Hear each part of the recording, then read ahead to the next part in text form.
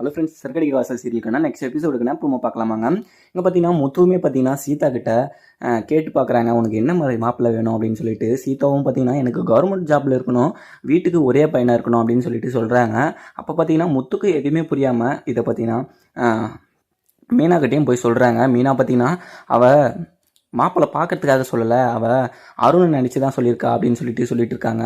அதெல்லாம் இல்லை, என்கிட்ட சீதா உண்மையை மட்டும் தான் பேசுவா அப்படின்னு சொல்லிட்டு முத்துமே ரொம்பவே நம்பிக்கையாகவும் சீதா வீட்டுக்கு கூட்டிகிட்டு போகிறாங்க. சீதா கிட்டேயுமே கேட்குறாங்க. சீதாவுமே பார்த்தீங்கன்னா நான் அருணை நினச்சி தான் சொன்னேன், அருணை என்னால் மறக்கவே முடியல மாமா, என்னை மன்னிச்சிருங்க மாமா, உங்களை கஷ்டப்படுத்தணும்னு நான் இதை சொல்லலை, என் மனசில் இருக்கிறத தான் நான் சொன்னேன் அப்படின்னு சொல்லிட்டு இருக்காங்க.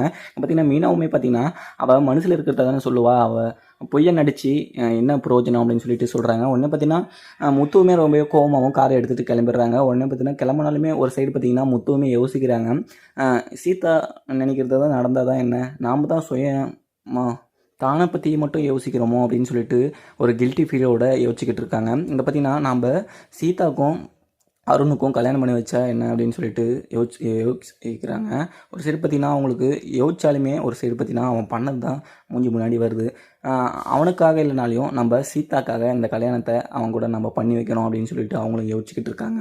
ஒரு வழியாக பார்த்திங்கன்னா சீதாக்கும் அருணுக்கும் பார்த்திங்கன்னா எப்படியும் கல்யாணம் நடக்க போகுது. இது மீனாவுக்கு தெரிஞ்சுன்னா மீனாவும் ரொம்பவே சந்தோஷப்படுவாங்க.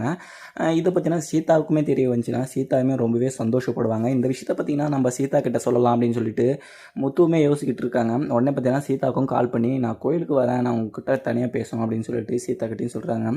சீதாவுமே நம்ம என்ன சொல்லுவார் அப்படின்னு சொல்லிட்டு ரொம்பவே குழப்பமாகவும் கோயிலுக்கு கிளம்புறாங்க. உடனே பார்த்தீங்கன்னா முத்துவுமே கோயிலில் வெயிட் பண்ணிக்கிட்டு இருக்காங்க, ரொம்ப நேரமாக வெயிட் பண்ணிக்கிட்டு இருக்காங்க. இங்கே பார்த்தீங்கன்னா சீதாவும் அந்த நேரத்தில் வராங்க. வந்து என்னம்மா என்ன முக்கியமான விஷயமா அப்படின்னு சொல்லிட்டு கேட்குறாங்க. உடனே பார்த்தீங்கன்னா முத்துவுமே என்ன சொல்கிறாங்கன்னா, நான் யோசிச்சு நல்ல ஒரு முடிவை எடுத்திருக்கேன், உனக்கு ஓகேனா பாரு அப்படின்னு சொல்லிட்டு சொல்கிறாங்க. உடனே பார்த்தீங்கன்னா என்ன விஷயமாம்மா, நீங்கள் என்னாலே சொல்லுங்கள் அப்படின்னு சொல்லிட்டு கேட்குறாங்க. உடனே பார்த்தீங்கன்னா முத்துவுமே என்ன சொல்கிறாருன்னா, நான் டிசைட் பண்ணி ஒரு முடிவுக்கு வந்துட்டேன், உனக்கும் அருணுக்கும் நான் கல்யாணம் பண்ணி வைக்கலான்னு ஆசைப்படுறேன் அப்படின்னு சொல்லிட்டு சொல்கிறாங்க. உடனே பார்த்தீங்கன்னா சீதாவுக்கு பயங்கரமான சந்தோஷமாக இருக்குது. உடனே பார்த்தீங்கன்னா அவங்க மாமா போய் கட்டி பிடிச்சிக்கிட்டு, மாமா ரொம்ப தேங்க்ஸ் மாமா, என்ன நான் அருண் எனக்கு ரொம்பவே பிடிக்கும், நீங்கள் சொல்லியும் நான் வேறு கல்யாணம் பண்ணியிருப்பேன், ஆனால் நான் கல்யாணம் பண்ணியிருந்தாலுமே நான் அருணை தான் நினச்சிட்டு இருப்பேன், அதனால தான் உங்ககிட்ட இது மாதிரி சொல்ல வேண்டியதாக ஆயிடுச்சு அப்படின்னு சொல்லிட்டு ரொம்பவே ஃபீல் பண்ணிக்கிட்டு ஆளுறாங்க. உடனே பார்த்தீங்கன்னா இந்த விஷயத்த நான் உங்கள் அம்மா கிட்ட வந்து பேசுகிறேன் அப்படின்னு சொல்லிட்டு அவங்களும் சொல்கிறாங்க. உடனே பார்த்தீங்கன்னா அவங்களும் ரொம்பவே சந்தோஷமாக இருந்தாலுமே ஒரு சைடு பார்த்தீங்கன்னா